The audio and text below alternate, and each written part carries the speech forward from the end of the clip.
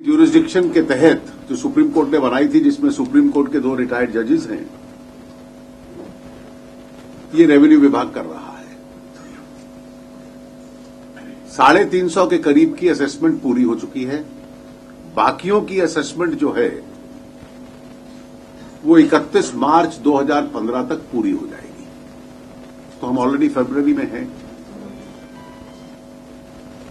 कानून के मुताबिक हर एक के संबंध में जो कार्रवाई की जाएगी वो की जाएगी।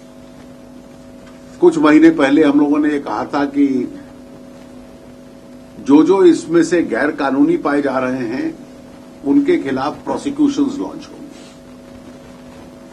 उस वक्त तक 3 प्रोसिक्यूशन लॉन्च थी, लगभग 3 महीने पहले। अब लगभग रेगुलरली जो असेसमेंट कंप्लीट हो रही है और जो गैर कानूनी पाए जा रहे हैं और जिनमें ऑफेंस बन रहा है, प्रोसिक्यूशंस लॉन्च हो रही है। अप्रॉक्सीमेटली, मतलब एकाध संख्या आगे पीछे हो सकती है, 60 प्रोसिक्यूशंस लॉन्च हो चुकी हैं।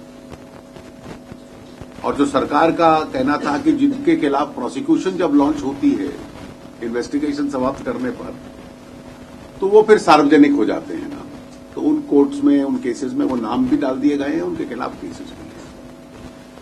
31 मार्च तक जो असेसमेंट्स और कंप्लीट होंगी, तो जो गैर कानूनी पाए जाएंगे उनके खिलाफ असेसमेंट्स कंप्लीट की जाएंगी। इसके अतिरिक्त एक तीसरी कार्रवाई भी है। तीसरी कार्रवाई ये है कि हमने 1 अक्टूबर के महीने में डेलीगेशन भेजा था स्विस अथॉरिटीज से बात करने के लिए, क्योंकि इसकी एविडेंस स्विट्जरलैंड में है।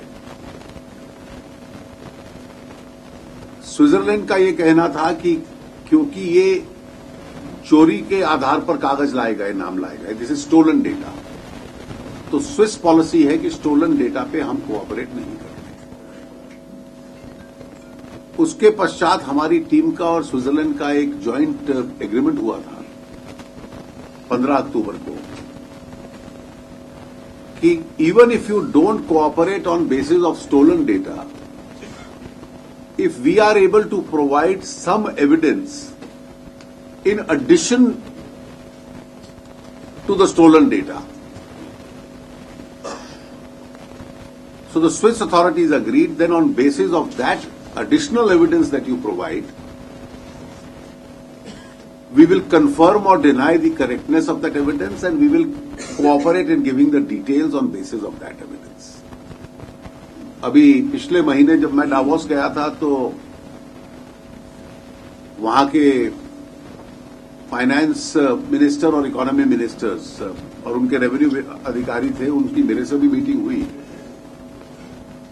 और उनसे हम लोगों ने ये बात आगे और बढ़ाई, क्योंकि हमारी असेसमेंट प्रोसीडिंग्स में कुछ केसेस ऐसे भी आए हैं जहां लोगों ने कबूल कर लिया है कि मेरा आरोप था।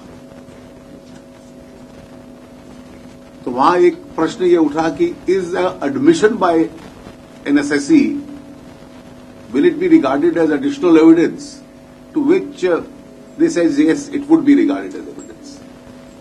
तो अब उसके बेसिस पर और इंडिपेंडेंट एविडेंस मिले और इन सब केसेस में, क्योंकि ये याद रहे कि ये जो पैसा था और ये अकाउंट डिटेल्स है, ये 2006-2007 की है। 2010 में ये नाम आ गए थे और इसलिए बहुत समय था उन लोगों के पास इन अकाउंट्स को डील करने का या पैसे को डील करने का। हम लोगों ने जो कार्रवाई शुरू की वो 2014 में की, मई 2014 के बाद।